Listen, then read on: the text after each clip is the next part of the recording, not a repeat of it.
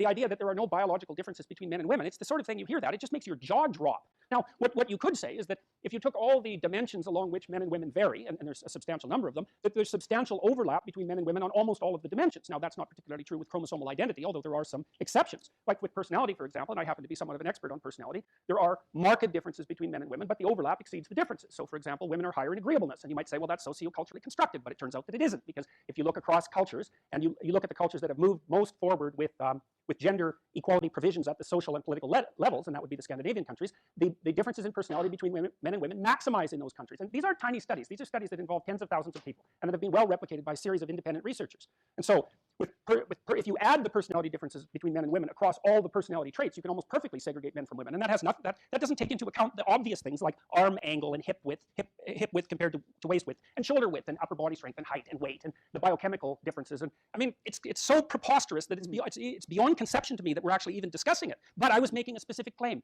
which is the law says these four levels of analysis vary independently. The only reason they're associated with one another is for cultural reasons. No, wrong. And you don't get to put fallacious scientific truths into the law. Or if you're going to do that, then I'm not going to abide by that particular law. I'm going to object to it, which is exactly what I should be doing. So